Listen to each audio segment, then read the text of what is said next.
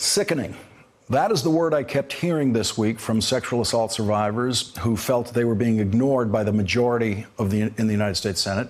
That is the word I kept hearing from women who've never experienced sexual assault but felt that the majority in the United States Senate does not believe that the word of a woman is of equal value to the word of a man. Sickening is the word I kept hearing from the people who oppose Brett Kavanaugh's confirmation, which is, according to polls, a much larger group of people than supporters of Brett Kavanaugh's confirmation. Brett Kavanaugh is the least popular Supreme Court nominee in history and is on his way to becoming the least popular nominee ever actually confirmed. He's the least popular nominee to actually get confirmed. The last nominee with Brett Kavanaugh's polling numbers, Robert Bork, was defeated in the Senate vote. In that case, the United States Senate followed the express will of the people. Not today. And that adds something profoundly disturbing to the sickening feeling that opponents of the Kavanaugh nomination have tonight. There is an unfortunate truth at the base of what most people are feeling tonight. And that truth is that the Senate is not a democratic institution. That is the sickening core of what we feel deep down when we watch the Senate work. The Senate destroys the American illusion of democracy as it was designed to do. We are allowed to ignore that uncomfortable truth most of the time, but not now. The founders deliberately created an anti-democratic institution and called it the United States Senate.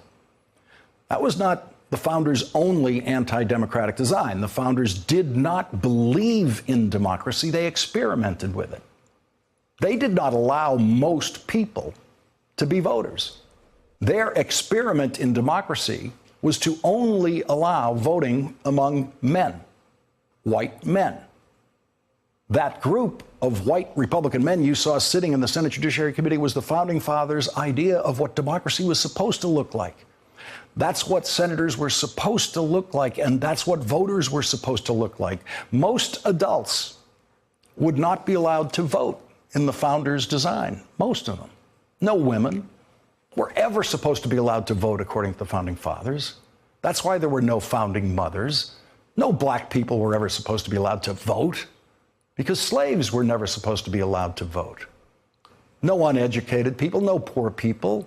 Different states instituted different rules about how much land you had to own or how much wealth you had to have or how much you literally had to pay in a poll tax so that you could cast a ballot. But even that favored white male minority that was allowed to vote was not allowed to vote for president. And they were not allowed to vote for United States senators. They were only allowed to vote for electors who would then meet in an electoral college, and those electors would then decide who the president would be, and those electors were free to vote for anyone they wanted to be president. The Founding Fathers didn't think mere citizens would ever be wise enough to vote for a United States senator. So that was left to the state legislatures to decide who the United States senators would be. The Founding Fathers did not believe in democracy. They never believed in one man, one vote, and they certainly never believed in one person, one vote. And so when it came time to design the United States Senate, since they were not believers in one man, one vote, each state would get 2 senators. The big states would get 2, and the tiny states would get 2. And I can understand how that seemed kind of fair at the time.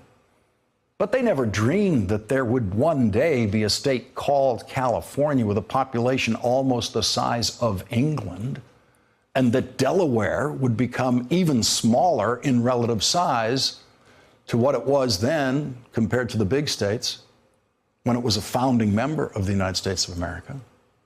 The population gap between the big states and the small states is bigger than ever and keeps getting bigger all the time. So the votes of New Yorkers and Californians become worth less every day in the United States Senate compared to the votes of people in the Dakotas and Wyoming and most of the Confederate states. And so the Senate is now deeply undemocratic and getting worse every single day. People who live in countries that have never really pretended to be fully democratic don't feel the disappointment and sickness that Americans feel when democracy so obviously fails. People in those countries are realists about the limits of their so-called democracies. An American realist knows that the federal government has never even tried democracy, not for one day. And so today, in the United States Senate, the senators who represent 55% of the American people lost an important Senate vote. Again. I loved the Senate when I worked there, just loved it. Everyone did.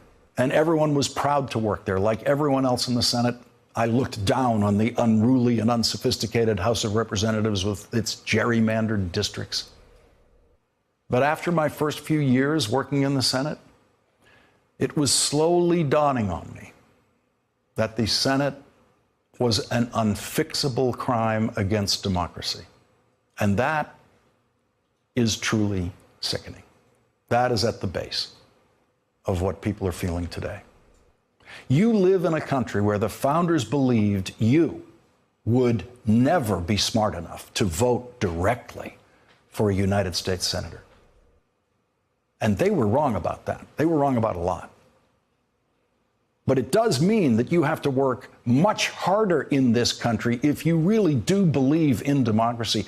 If you want to elect a United States Senate with a majority that actually represents a majority of the people, then you and everyone you know who feels that way has to work much harder than the Founding Fathers ever believed that you could or you would.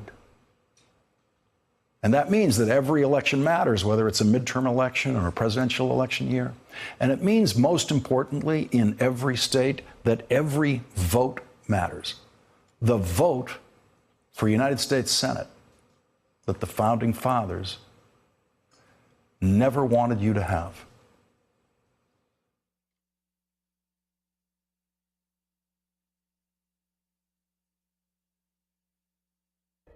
Thanks for checking out our YouTube channel. Subscribe by clicking on the button below for more from The Last Word and the rest of MSNBC.